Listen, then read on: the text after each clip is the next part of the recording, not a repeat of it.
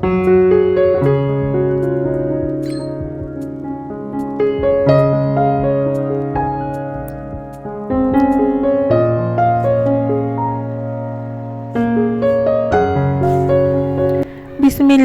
রহমানির রহিম।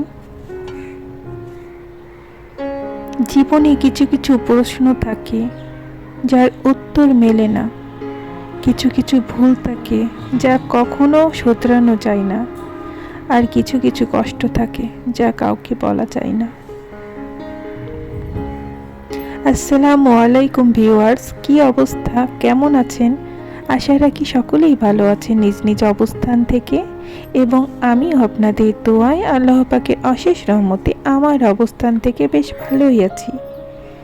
তাহমিদাস daily blog থেকে আরও একটি নতুন দিনে নতুন ভিডিও নিয়ে আপনাদের সামনে হাজির হলাম। আমি তাহমিদা রাজশাহীর মেয়ে, বগুড়া থেকে বলছি। আপনাদের সাথে কথা বলতে বলতে আমি সকালে রুটি বানাইছি আর পটল আলুর ভাজি, তো আর কিছু আম কেটে নিয়েছিলাম। তো আজকে আমাদের এটাই থাকবে সকালের নাস্তায়। তো নাস্তা কিন্তু আমরা অফ ক্যামেরায় করে নিয়েছি। আসলে এখন স্কুল ছুটি, তো মেয়েরা একটু লেট করে ঘুম থেকে ওঠে, তো আমি নাস্তা বানিয়ে টেবিলে রেখে দিই, তারপরে ওরা ঘুম থেকে উঠে পরে খেয়ে ফেলে। আমি আমারটা আগে খেয়ে নিই, কখনো আবার কখনো খাই না, দেরিতে খাই। তো গতকাল অনেকগুলো কাপড় ওয়াশিং মেশিনে কাচা হয়েছিল, সেগুলো বেলকুনিতে দিয়েছিলাম, তো বাতাসে কিন্তু শুকিয়ে গেছে। তো আমি এগুলো তুলে নিয়ে আবার ভাঁজ করে রাখছি, যে যখনকার কাজ তখন না করলে আবার এটাই পরে অনেক বিরক্ত লাগবে করতে। তো এই কাজগুলো আমি সেরে ফেলছি।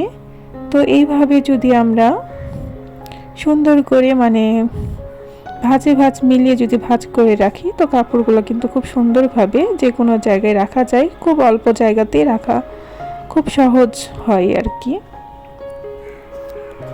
প্রতিদিন কিন্তু কতই না কাপড় গোছাতে হয়, তার নাই ঠিক, একবার সকালে আবার আরেকবার বিকালে, কারণ গোসলের পর কিন্তু আবার কাপড় চোপড় বের হবে, সেগুলো কিন্তু আবারও ধুয়ে শুকিয়ে ভাঁজ করে রাখা লাগে।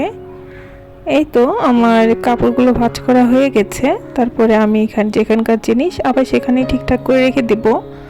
তো এখানে আমরা শুধু পরার কাপড়গুলোই রাখি এই প্লাস্টিকের আলমারিটাতে। তো এখানে আমি কাপড়গুলো রেখে দিলাম।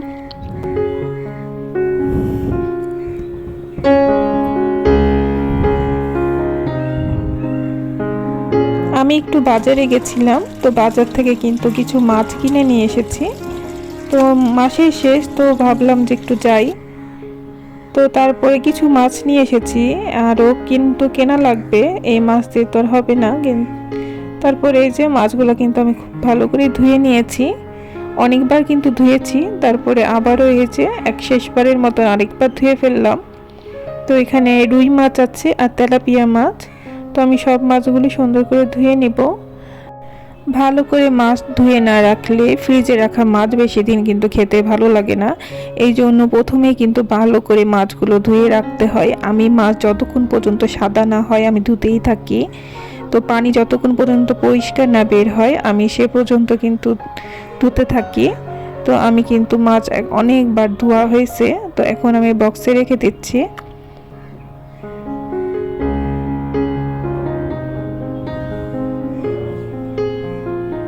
এভাবে বক্সে রাখলে কি হয়, ফ্রিজটা নোংরা হয় না, যার কারণে আমি চেষ্টা করি বক্সে করে রাখার।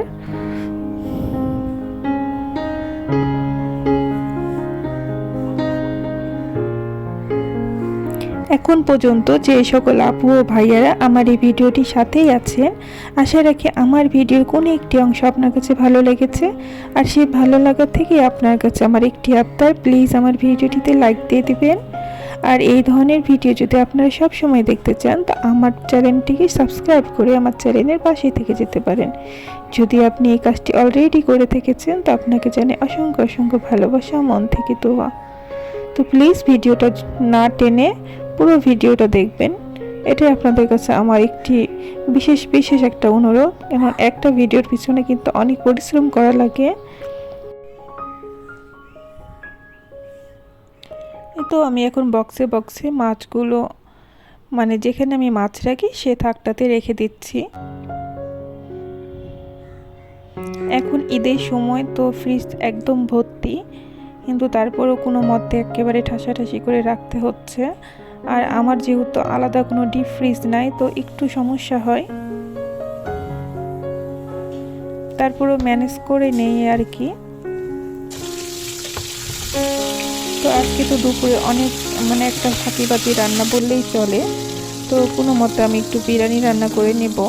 তো এখানে একটু মুরগিগুলোকে আমি ভেজে নিয়েছি, মুরগি তার সাথে কিছুটা আলু দিয়েছি, আলু ছাড়া তো আমার বাসায় আবার চলে না। আমার ছোটো মেয়ে তো আলুর পাগল, সে মাংস 2-1 পিস নিবে, কিন্তু আলু নিবে 2-3টা আর কি।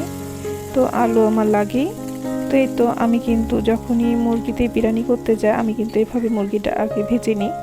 আর অবশ্যই এটা ব্রয়লার মুরগিতেই আমার বিরিয়ানিটা ভালো লাগে। তাছাড়া যে সোনালি বা পাকিস্তানি এই ধরনের মুরগিতে কিন্তু আমার বিরিয়ানি ভালো লাগে না। তো এখন আমি সব রকমের ময় মশলা দিয়ে কিন্তু মাংসটাকে সুন্দর করে কষিয়ে নিচ্ছি। আর এই ধরনের রান্না তো সব আপুরাই ভালো পারে আমার থেকে। তো আমি যেভাবে আসলে শর্টকাটে রান্না করি, এটাই আপনাদের সাথে শেয়ার করছি। আর যারা নতুন গৃহিণী আপুরা আছে, তাদের যদি একটু হেল্প হয়ে যায়, আসলে এটাই আমার জন্য অনেক। তো আমি আজকে আলাদা করে আর চালটাকে ভাজিনি, আমি একবার মাংসের সাথে চালটা দিয়ে দিলাম, আর এখানে একসাথে দুইটাই কাজ হয়ে যাবে। আমি সুন্দর করে ভেজে নিব, ভেজে আমি গরম পানি দিয়ে দিব। তো এইভাবে কিন্তু মাশাআল্লাহ অনেক সুন্দর হয়েছিল খেতে। আমি ভাবছিলাম যে স্বাদ হবে কি না, কিন্তু না, ভালোই হয়েছে খেতে। আমি তো খাওয়ার পরে ভয়েস ওভারটা করছি।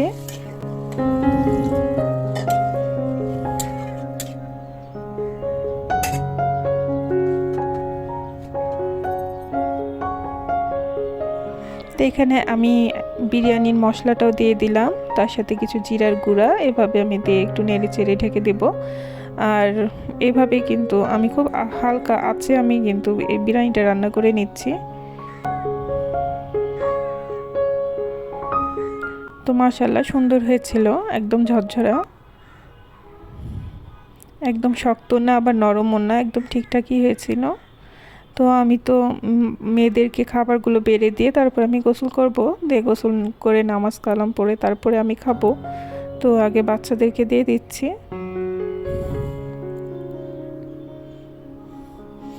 লেবু, তার সাথে আমের আচার, আর এই যে শশা, এই দিয়ে আজকে আমরা খেয়েছিলাম। তো এখানে আমার মেয়েকে তো শশা দেওয়া হয়নি, ও শশা খাবে না, তো আমি লেবু আর আচার দিয়েছি। এখন বিকালের পর্ব, তো বিকালে কি খাবো সে চিন্তা করতে করতে মাথায় আসলো যে আম আছে, দুধ আছে, তো চিরা দিয়ে আম দুধই আজকে খাওয়া যাক। তো এইভাবে কিন্তু আমরা মাঝে মধ্যেই খাই, কোনো সময় সকালে আবার কোনো সময় বিকালে। এই আমের সিজনে প্রায় এভাবেই করে খাওয়া হয়, আমাদেরকে কিন্তু খুব ভালো লাগে এভাবে খেতে। তো আমি কিন্তু একদম ভিডিও শেষ প্রান্তে চলে এসেছি। সকলেই ভালো থাকবেন, সুস্থ থাকবেন, আমাদের জন্য দোয়া রাখবেন। দেখা হবে আগামী নেক্সট ভিডিওতে, সেই পর্যন্ত আসসালামু আলাইকুম, আল্লাহ হাফেজ।